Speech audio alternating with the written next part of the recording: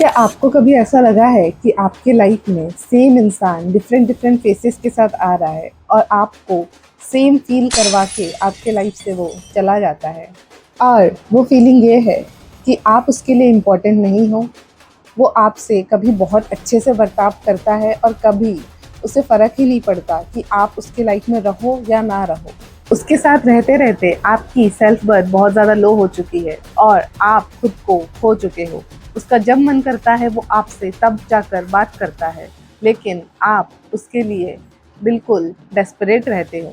तो आज हम सारे के सारे पैटर्न को डिकोड करेंगे और समझेंगे ऐसा आपके साथ बार बार क्यों हो रहा है, और आप ना आज के बाद सामने वाले को ब्लेम करना भी छोड़ दोगे और खुद पर काम करना शुरू कर दोगे।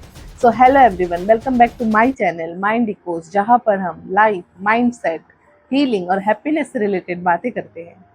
4 साल तक टॉक्सिक रिलेशनशिप में रहने के बाद मैंने काफ़ी सारी बुक्स पढ़ी, रिसर्च किया, उसके बाद एक पैटर्न को समझा जो मैं आज आपके सामने प्रेजेंट करने वाली हूँ। मुझे पता है मेरी तरह काफ़ी सारे लोग होंगे जो इस तरीके की सिचुएशन में होंगे और इससे निकलना चाह रहे होंगे, लेकिन बहुत मुश्किल होता है इससे निकलना। आज हम सारी चीज़ें समझेंगे। सबसे पहली चीज़ आपको ये समझने की ज़रूरत है कि सामने वाला आपको बिल्कुल वैसे ही ट्रीट करता है जैसा आप खुद को ट्रीट करते हो।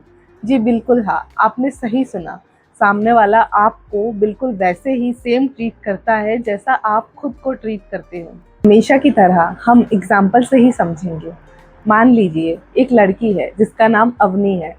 यहाँ पे लड़का लड़की का इशू नहीं है, सिर्फ हम एग्जाम्पल के थ्रू चीज़ों को समझना चाहते हैं तो हम उसे समझने का ट्राई करेंगे।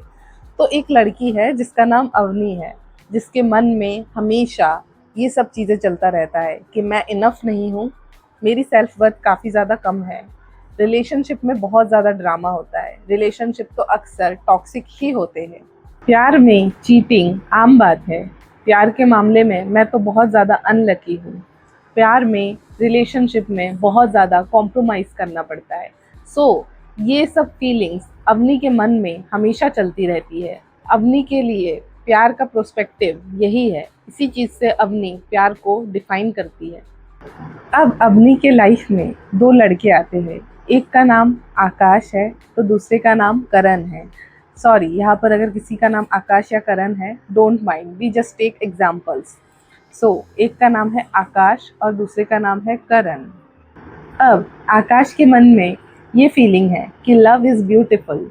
मेरी लाइफ में जो भी आएगी मैं उससे बहुत ज़्यादा प्यार दूंगा, मैं उसे हमेशा समझूंगा, मैं उसके लिए इमोशनली अवेलेबल रहूंगा, मैं उसके लिए कुछ भी करने के लिए तैयार हूँ। अब जो करण है उसका बिलीफ सिस्टम या उसका नेचर बिल्कुल आकाश से अपोजिट है और उसका नेचर बिल्कुल वैसा है जैसा अवनी रिलेशनशिप और लव के प्रति बिलीव रखती है। पूरी दुनिया अवनी से ये कह रही है कि चूज द आकाश, क्योंकि Akash is a good guy for you. But Avni अपने रॉन्ग बिलीफ सिस्टम के कारण करण को ही चूज करती है और करण को ही अट्रैक्ट करती है। You know why? Because of law of attraction. Law of attraction क्या होता है? हमारे जो थॉट और बिलीफ होते हैं वही हमारे पास रिफ्लेक्ट होकर आता है। यहाँ पर अवनी के करण को चूज करने की वजह ये नहीं है कि करण का भी बिलीफ सिस्टम अवनी जैसा ही है, बल्कि करण को चूज करने की वजह ये है क्योंकि करण अवनी को सेम वैसे ही फील करवाता है जैसा अवनी अपने बारे में सोचती है, जैसा अवनी रिलेशनशिप और लव के बारे में सोचती है। तो आपको समझ आया लॉ ऑफ अट्रैक्शन कैसे काम करता है?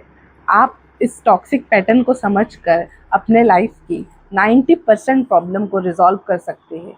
ये तो रिलेशनशिप की प्रॉब्लम थी, आप इसको अपने लाइफ में हर जगह अप्लाई कर सकते हैं। किस तरीके से आपके लाइफ में टॉक्सिक चीज़ें अट्रैक्ट हो रही है, टॉक्सिक पैटर्न बार बार आपके सामने आ रहा है। आगे की वीडियोस में हम लॉ ऑफ अट्रैक्शन को और अच्छे से समझेंगे और इस टॉक्सिक पैटर्न को कैसे आपको ब्रेक करना है, ये सब चीज़ें भी समझेंगे। आपका बिलीफ सिस्टम कैसे चेंज हो सकता है ये भी समझेंगे।